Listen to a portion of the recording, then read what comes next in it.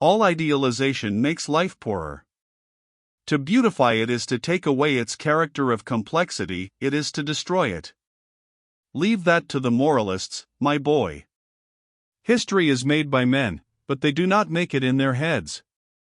The ideas that are born in their consciousness play an insignificant part in the march of events. History is dominated and determined by the tool and the production, by the force of economic conditions. Capitalism has made socialism, and the laws made by the capitalism for the protection of property are responsible for anarchism. No one can tell what form the social organization may take in the future. Then why indulge in prophetic fantasies? At best, they can only interpret the mind of the prophet, and can have no objective value. Leave that pastime to the moralists, my boy. Michaelis, the ticket-of-leave apostle, was speaking in an even voice, a voice that wheezed as if deadened and oppressed by the layer of fat on his chest. He had come out of a highly hygienic prison round like a tub, with an enormous stomach and distended cheeks of a pale, semi-transparent complexion, as though for 15 years the servants of an outraged society had made a point of stuffing him with fattening foods in a damp and lightless cellar. And ever since he had never managed to get his weight down as much as an ounce. It was said that for 3 seasons running a very wealthy old lady had sent him for a cure to marry in bad, or he was about to share the public curiosity once with a crowned head, but the police on that occasion ordered him to leave within 12 hours. His martyrdom was continued by forbidding him all access to the healing waters. But he was resigned now. With his elbow presenting no appearance of a joint, but more like a bend in a dummy's limb, thrown over the back of a chair, he leaned forward slightly over his short and enormous thighs to spit into the grate. Yes. I had the time to think things out a little, he added without emphasis. Society has given me plenty of time for meditation. On the other side of the fireplace, in the horsehair armchair where Mrs. Verloc's mother was generally privileged to sit, Carl Jund giggled grimly, with a faint black grimace of a toothless mouth. The terrorist, as he called himself, was old and bald, with a narrow, snow-white wisp of a goatee hanging limply from his chin. An extraordinary expression of underhand malevolence survived in his extinguished eyes. When he rose painfully, the thrusting forward of a skinny groping hand deformed by gouty swellings suggested the effort of a moribund murderer summoning all his remaining strength for a last stab. He leaned on a thick stick, which trembled under his other hand. I have always dreamed, he mouthed fiercely, of a band of men absolute in their resolve to discard all scruples in the choice of means, strong enough to give themselves frankly the name of destroyers, and free from the taint of that resigned pessimism which rots the world. No pity for anything on earth, including themselves, and death enlisted for good and all in the service of humanity, that's what I would have liked to see. His little bald head quivered, imparting a comical vibration to the wisp of white goatee. His enunciation would have been almost totally unintelligible to a stranger. His worn-out passion, resembling in its impotent fierceness the excitement of a senile sensualist, was badly served by a dry throat and toothless gums which seemed to catch the tip of his tongue. Mr. Verloc, established in the corner of the sofa at the other end of the room, emitted 2 hearty grunts of assent. The old terrorist turned slowly his head on his skinny neck from side to side. And I could never get as many as 3 such men together. So much for your rotten pessimism, he snarled at Michaelis, who uncrossed his thick legs, similar to bolsters, and slid his feet abruptly under his chair in sign of exasperation. He a pessimist? Preposterous! He cried out that the charge was outrageous. He was so far from pessimism that he saw already the end of all private property coming along logically, unavoidably, by the mere development of its inherent viciousness. The possessors of property had not only to face the awakened proletariat, but they had also to fight amongst themselves. Yes. Struggle, warfare, was the condition of private ownership. It was fatal. Ah!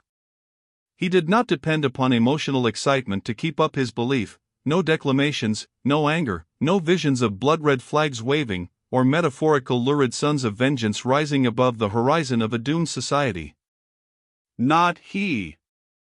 Cold reason, he boasted, was the basis of his optimism. Yes, optimism. His laborious wheezing stopped, then, after a gasp or two, he added, "Don't you think that, if I had not been the optimist I am, I could not have found in 15 years some means to cut my throat? And, in the last instance, there were always the walls of my cell to dash my head against." The shortness of breath took all fire, all animation out of his voice. His great, pale cheeks hung like filled pouches, motionless, without a quiver, but in his blue eyes, narrowed as if peering, there was the same look of confident shrewdness, a little crazy in its fixity, they must have had while the indomitable optimist sat thinking at night in his cell. Before him, Carliant remained standing, one wing of his faded greenish hadlock thrown back cavalierly over his shoulder. Seated in front of the fireplace, Comrade Ossipon, ex-medical student, the principal writer of the FP leaflets, stretched out his robust legs, keeping the soles of his boots turned up to the glow in the grate. A bush of crinkly yellow hair topped his red, freckled face, with a flattened nose and prominent mouth cast in the rough mold of the Negro type. His almond-shaped eyes leered languidly over the high cheekbones. He wore a gray flannel shirt, the loose ends of a black silk tie hung down the buttoned breast of his serge coat, and his head resting on the back of his chair, his throat largely exposed, he raised to his lips a cigarette in a long wooden tube, puffing jets of smoke straight up at the ceiling. Michaelis pursued his idea, the idea of his solitary reclusion, the thought vouchsafed to his captivity and growing like a faith revealed in visions. He talked to himself, indifferent to the sympathy or hostility of his hearers, indifferent indeed to their presence, from the habit he had acquired of thinking aloud hopefully in the solitude of the four whitewashed walls of his cell, in the sepulchral silence of the great blind pile of bricks near a river, sinister and ugly like a colossal mortuary for the socially drowned. He was no good in discussion, not because any amount of argument could shake his faith, but because the mere fact of hearing another voice disconcerted him painfully, confusing his thoughts at once, these thoughts that for so many years, in a mental solitude more barren than a waterless desert, no living voice had ever combated, commented, or approved. No one interrupted him now, and he made again the confession of his faith, mastering him irresistible and complete like an act of grace, the secret of fate discovered in the material side of life, the economic condition of the world responsible for the past and shaping the future, the source of all history, of all ideas, guiding the mental development of mankind in the very impulses of their passion. A harsh laugh from Comrade Ossipon cut the tirade dead short in a sudden faltering of the tongue and a bewildered unsteadiness of the apostle's mildly exalted eyes. He closed them slowly for a moment, as if to collect his routed thoughts. A silence fell, but what with the two gas jets over the table and the glowing grate, the little parlor behind Mr. Verloc's shop had become frightfully hot. Mr. Verloc, getting off the sofa with ponderous reluctance, opened the door leading into the kitchen to get more air, and thus disclosed the innocent Stevie, seated very good and quiet at a deal table, drawing circles, innumerable circles, concentric, eccentric, a coruscating whirl of circles that by their tangled multitude of repeated curves, uniformity of form, and confusion of intersecting lines suggested a rendering of cosmic chaos, the symbolism of a mad art attempting the inconceivable. The artist never turned his head, and in all his soul's application to the task his back quivered, his thin neck, sunk into a deep hollow at the base of the skull, seemed ready to snap. Mr. Verloc, after a grunt of disapproving surprise, returned to the sofa. Alexander Ossipon got up, tall in his threadbare blue serge suit under the low ceiling, shook off the stiffness of long immobility, and strolled away into the kitchen, down 2 steps, to look over Stevie's shoulder. He came back, pronouncing oracularly, "Very good. Very characteristic, perfectly typical." "What's very good?" grunted inquiringly Mr. Verloc, settled again in the corner of the sofa. The other explained his meaning negligently, with a shade of condescension and a toss of his head towards the kitchen. Typical of this form of degeneracy, these drawings, I mean. You would call that lad a degenerate, would you? Mumbled Mr. Verloc. Comrade Alexander Ossipon, nicknamed the Doctor, ex-medical student without a degree, afterwards wandering lecturer to working men's associations upon the socialistic aspects of hygiene, author of a popular quasi-medical study, in the form of a cheap pamphlet seized promptly by the police, entitled The Corroding Vices of the Middle Classes, special delegate of the more or less mysterious Red Committee, together with Carl Jung and Michaelis for the work of literary propaganda, turned upon the obscure familiar of at least two embassies that glance of insufferable, hopelessly dense sufficiency which nothing but the frequentation of science can give to the dullness of common mortals. That's what he may be called scientifically. Very good type too, altogether, of that sort of degenerate. It's enough to glance at the lobes of his ears. If you read Lombroso. Mr. Verloc, moody and spread largely on the sofa, continued to look down the row of his waistcoat buttons, but his cheeks became tinged by a faint blush. Of late even the merest derivative of the word science, a term in itself inoffensive and of indefinite meaning, had the curious power of evoking a definitely offensive mental vision of Mr. Vladimir, in his body as he lived, with an almost supernatural clearness. And this phenomenon, deserving justly to be classed amongst the marvels of science, induced in Mr. Verloc an emotional state of dread and exasperation tending to express itself in violent swearing. But he said nothing. It was Carl Jung who was heard, implacable to his last breath. Lombroso is an ass.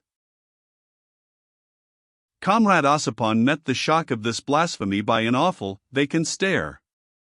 And the other, his extinguished eyes without gleams blackening the deep shadows under the great, bony forehead, mumbled, catching the tip of his tongue between his lips at every second word as though he were chewing it angrily.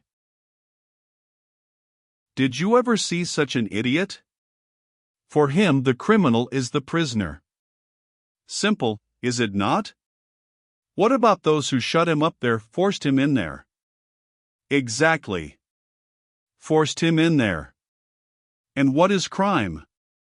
Does he know that, this imbecile who has made his way in this world of gorged fools by looking at the ears and teeth of a lot of poor, luckless devils? Teeth and ears mark the criminal? Do they? And what about the law that marks him still better, the pretty branding instrument invented by the overfed to protect themselves against the hungry? Red-hot applications on their vile skins, hey? Can't you smell and hear from here the thick hide of the people burn and sizzle? That's how criminals are made for your Lombrosos to write their silly stuff about.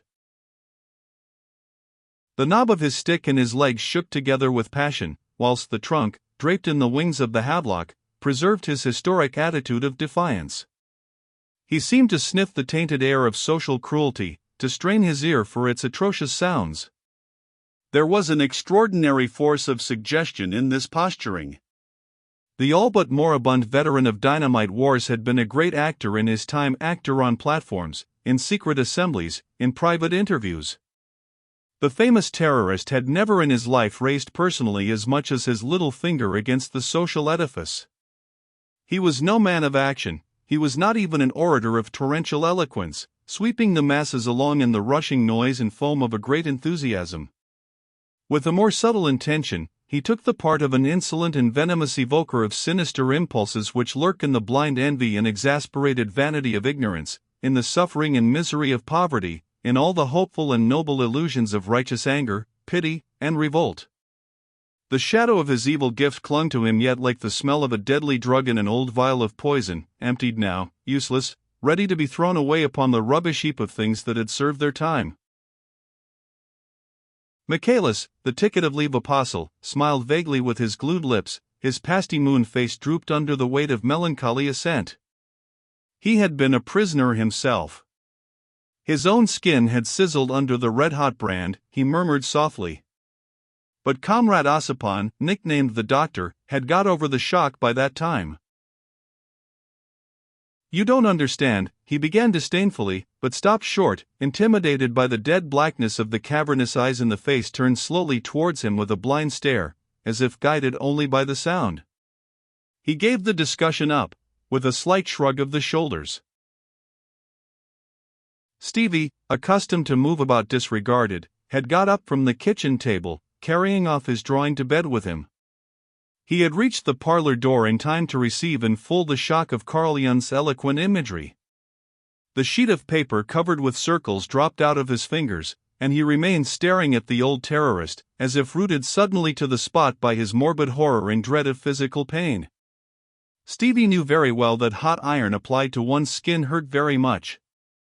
His scared eyes blazed with indignation. It would hurt terribly. His mouth dropped open. Michaelis, by staring unwinkingly at the fire, had regained that sentiment of isolation necessary for the continuity of his thought. His optimism had begun to flow from his lips.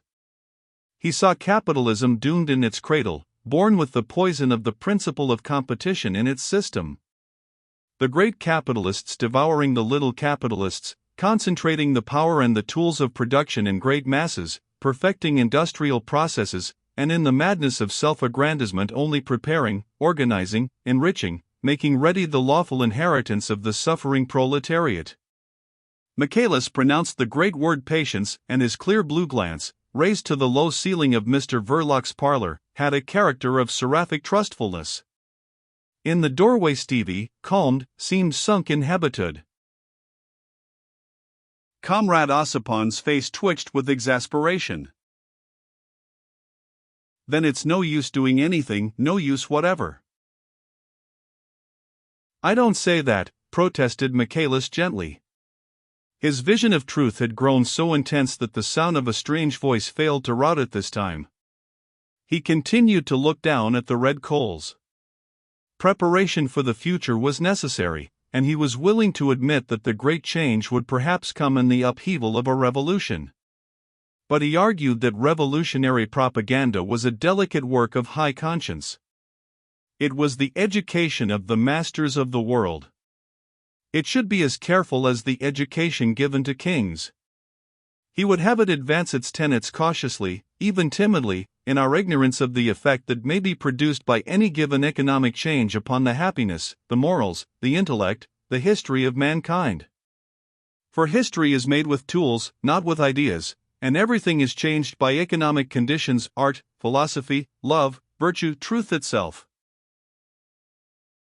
The coals in the grate settled down with a slight crash, and Michaelis, the hermit of visions in the desert of a penitentiary, got up impetuously. Round like a distended balloon, he opened his short, thick arms, as if in a pathetically hopeless attempt to embrace and hug to his breast a self-regenerated universe. He gasped with ardor. The future is as certain as the past: slavery, feudalism, individualism, collectivism. This is the statement of a law, not an empty prophecy. The disdainful pout of Comrade Ossipon's thick lips accentuated the Negro type of his face. Nonsense, he said calmly enough. There is no law and no certainty. The teaching propaganda be hanged. What the people knows does not matter, were its knowledge ever so accurate.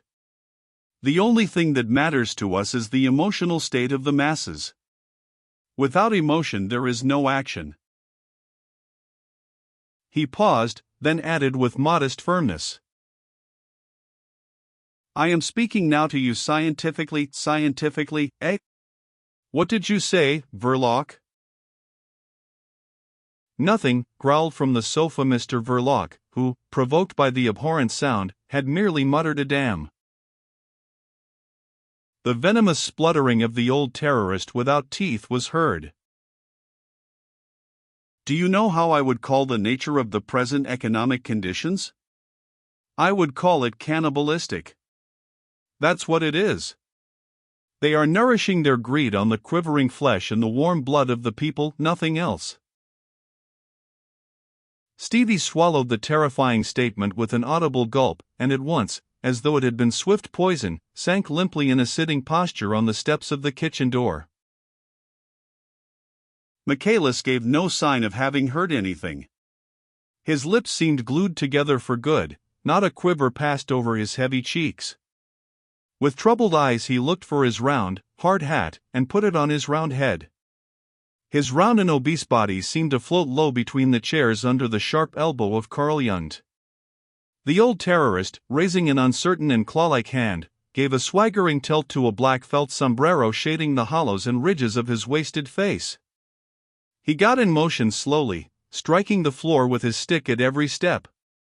It was rather an affair to get him out of the house because, now and then, he would stop, as if to think, and did not offer to move again till impelled forward by Michaelis.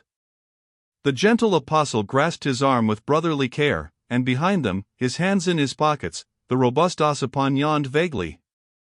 A blue cap with a patent leather peak set well at the back of his yellow bush of hair gave him the aspect of a Norwegian sailor bored with the world after a thundering spree. Mr. Verloc saw his guests off the premises, attending them bareheaded, his heavy overcoat hanging open, his eyes on the ground.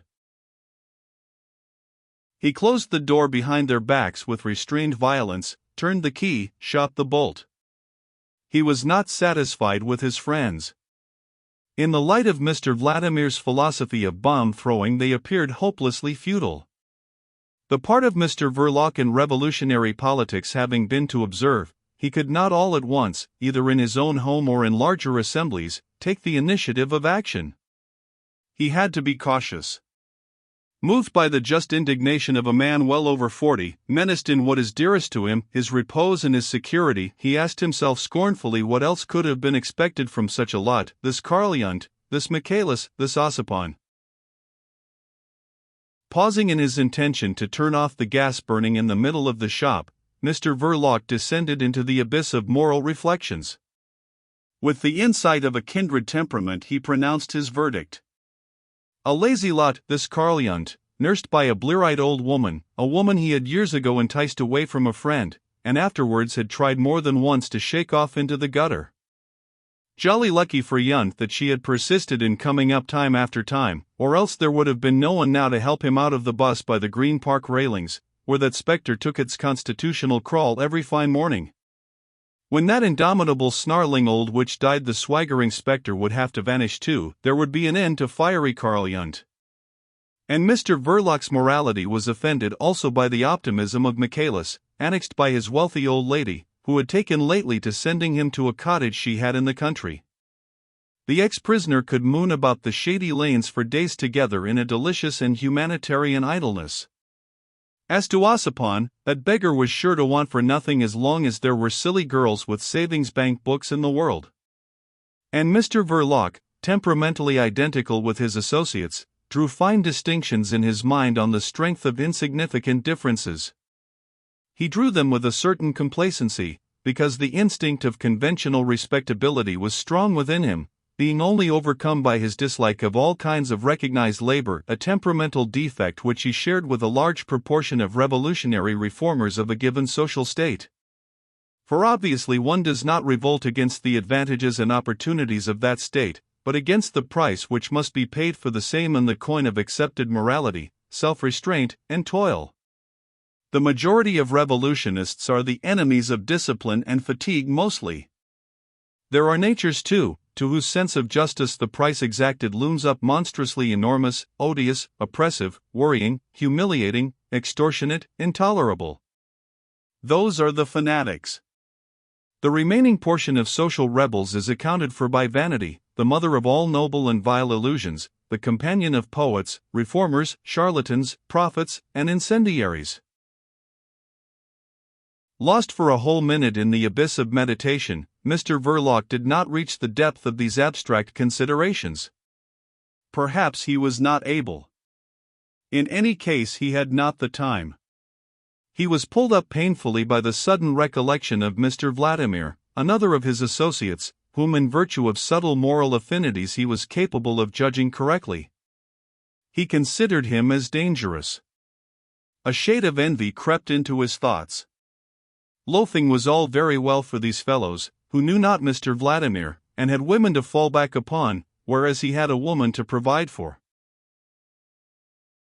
At this point, by a simple association of ideas, Mr. Verloc was brought face to face with the necessity of going to bed some time or other that evening. Then why not go now, at once? He sighed. The necessity was not so normally pleasurable as it ought to have been for a man of his age and temperament. He dreaded the demon of sleeplessness, which he felt had marked him for its own. He raised his arm, and turned off the flaring gas jet above his head. A bright band of light fell through the parlor door into the part of the shop behind the counter. It enabled Mr. Verloc to ascertain at a glance the number of silver coins in the till. These were but few, and for the first time since he opened his shop he took a commercial survey of its value. This survey was unfavorable. He had gone into trade for no commercial reasons. He had been guided in the selection of this peculiar line of business by an instinctive leaning towards shady transactions, where money is picked up easily. Moreover, it did not take him out of his own sphere, the sphere which is watched by the police. On the contrary, it gave him a publicly confessed standing in that sphere, and as Mr. Verloc had unconfessed relations which made him familiar with yet careless of the police, there was a distinct advantage in such a situation. But as a means of livelihood it was by itself insufficient. He took the cash box out of the drawer, and turning to leave the shop, became aware that Stevie was still downstairs. What on earth is he doing there? Mr. Verloc asked himself. What's the meaning of these antics? He looked dubiously at his brother-in-law, but he did not ask him for information. Mr. Verloc's intercourse with Stevie was limited to the casual mutter of a morning, after breakfast, my boots, and even that was more a communication at large of a need than a direct order or request. Mr. Verloc perceived with some surprise that he did not know really what to say to Stevie. He stood still in the middle of the parlor, and looked into the kitchen in silence. Nor yet did he know what would happen if he did say anything. And this appeared very queer to Mr. Verloc in view of the fact, borne upon him suddenly, that he had to provide for this fellow too. He had never given a moment's thought till then to that aspect of Stevie's existence. Positively he did not know how to speak to the lad. He watched him gesticulating and murmuring in the kitchen. Stevie prowled round the table like an excited animal in a cage. A tentative "hadn't you better go to bed now" produced no effect whatever, and Mr. Verloc, abandoning the stony contemplation of his brother-in-law's behavior, crossed the parlor wearily, cash-box in hand. The cause of the general lassitude he felt while climbing the stairs being purely mental, he became alarmed by its inexplicable character. He hoped he was not sickening for anything. He stopped on the dark landing to examine his sensations. But a slight and continuous sound of snoring pervading the obscurity interfered with their clearness. The sound came from his mother-in-law's room. Another one to provide for, he thought, and on this thought walked into the bedroom. Mrs. Verloc had fallen asleep with the lamp, no gas was laid upstairs, turned up full on the table by the side of the bed. The light thrown down by the shade fell dazzlingly on the white pillow sunk by the weight of her head reposing with closed eyes and dark hair done up in several plaits for the night.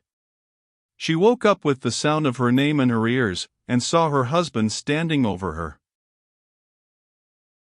Winnie! Winnie! At first she did not stir, lying very quiet and looking at the cash-box in Mr. Verloc's hand.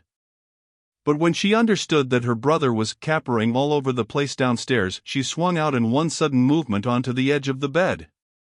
Her bare feet, as if poked through the bottom of an unadorned, sleeved calico sack buttoned tightly at neck and wrists, felt over the rug for the slippers while she looked upward into her husband's face.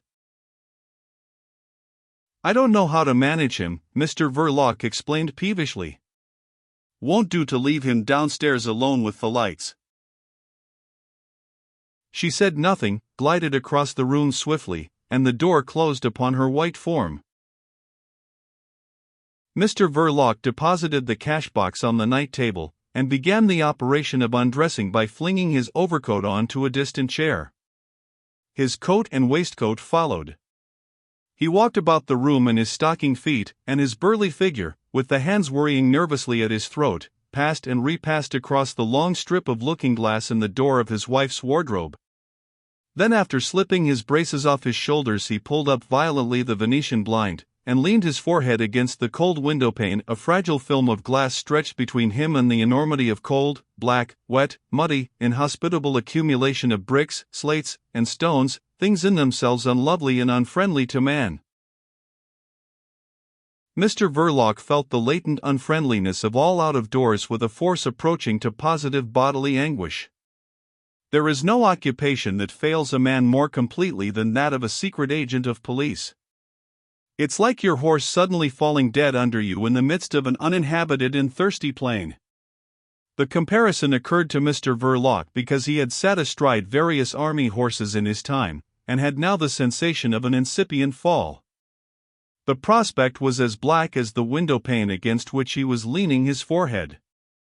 And suddenly the face of Mr. Vladimir, clean-shaved and witty, appeared enhaloed in the glow of its rosy complexion like a sort of pink seal, impressed on the fatal darkness. This luminous and mutilated vision was so ghastly physically that Mr. Verloc started away from the window, letting down the Venetian blind with a great rattle. Discomposed and speechless with the apprehension of more such visions, he beheld his wife re-enter the room and get into bed in a calm business-like manner which made him feel hopelessly lonely in the world. Mrs. Verloc expressed her surprise at seeing him up yet. "I don't feel very well," he muttered, passing his hands over his moist brow. "Giddiness?" "Yes. Not at all well." Mrs. Verloc, with all the placidity of an experienced wife, expressed a confident opinion as to the cause, and suggested the usual remedies, but her husband, rooted in the middle of the room, shook his lowered head sadly. "You'll catch cold standing there," she observed. Mr. Verloc made an effort, finished undressing, and got into bed. Down below in the quiet, narrow street measured footsteps approached the house, then died away unhurried and firm, as if the passerby had started to pace out all eternity, from gaslamp to gaslamp in a night without end, and the drowsy ticking of the old clock on the landing became distinctly audible in the bedroom. Mrs. Verloc, on her back, and staring at the ceiling, made a remark. "Takings very small today." Mr. Verloc, in the same position, cleared his throat as if for an important statement, but merely inquired. "Did you turn off the gas downstairs?" "Yes, I did," answered Mrs. Verloc conscientiously. "That poor boy is in a very excited state tonight," she murmured, after a pause which lasted for 3 ticks of the clock. Mr. Verloc cared nothing for Stevie's excitement, but he felt horribly wakeful, and dreaded facing the darkness and silence that would follow the extinguishing of the lamp. This dread led him to make the remark that Stevie had disregarded his suggestion to go to bed. Mrs. Verloc, falling into the trap, started to demonstrate at length to her husband that this was not impudence of any sort, but simply excitement. There was no young man of his age in London more willing and docile than Stephen, she affirmed, none more affectionate and ready to please, and even useful, as long as people did not upset his poor head. Mrs. Verloc, turning towards her recumbent husband, raised herself on her elbow, and hung over him in her anxiety that he should believe Stevie to be a useful member of the family. That ardor of protecting compassion exalted morbidly in her childhood by the misery of another child tinged her sallow cheeks with a faint dusky blush, made her big eyes gleam under the dark lids. Mrs. Verloc then looked younger. She looked as young as Winnie used to look, and much more animated than the Winnie of the Belgravian mansion days had ever allowed herself to appear to gentlemen lodgers. Mr. Verloc's anxieties had prevented him from attaching any sense to what his wife was saying. It was as if her voice were talking on the other side of a very thick wall. It was her aspect that recalled him to himself. He appreciated this woman, and the sentiment of this appreciation, stirred by a display of something resembling emotion, only added another pang to his mental anguish. When her voice ceased he moved uneasily, and said, "I haven't been feeling well for the last few days." He might have meant this as an opening to a complete confidence, but Mrs. Verloc laid her head on the pillow again, and staring upward, went on. That boy hears too much of what is talked about here. If I had known they were coming tonight, I would have seen to it that he went to bed at the same time I did. He was out of his mind with something he overheard about eating people's flesh and drinking blood. What's the good of talking like that? There was a note of indignant scorn in her voice. Mr. Verloc was fully responsive now. Ask Carl Yund, he growled savagely. Mrs. Verloc, with great decision, pronounced Carl Yund a disgusting old man. She declared openly her affection for Michaelis. Of the robust Ossipon, in whose presence she always felt uneasy behind an attitude of stony reserve, she said nothing whatever. And continuing to talk of that brother, who had been for so many years an object of care and fears. He isn't fit to hear what's said here. He believes it's all true. He knows no better. He gets into his passions over it. Mr. Verloc made no comment. He glared at me, as if he didn't know who I was, when I went downstairs. His heart was going like a hammer. He can't help being excitable. I woke Mother up, and asked her to sit with him till he went to sleep. It isn't his fault. He's no trouble when he's left alone. Mr. Verloc made no comment. I wish he had never been to school, Mrs. Verloc began again brusquely. He's always taking away those newspapers from the window to read. He gets a red face poring over them. We don't get rid of a dozen numbers in a month. They only take up room in the front window. And Mr. Ossipon brings every week a pile of these F.P. tracts to sell at a halfpenny each. I wouldn't give a halfpenny for the whole lot. It's silly reading, that's what it is. There's no sale for it. The other day Stevie got hold of one, and there was a story in it of a German soldier officer tearing half off the ear of a recruit, and nothing was done to him for it. The brute! I couldn't do anything with Stevie that afternoon. The story was enough, too, to make one's blood boil. But what's the use of printing things like that? We aren't German slaves here, thank God. It's not our business, is it? Mr. Verloc made no reply.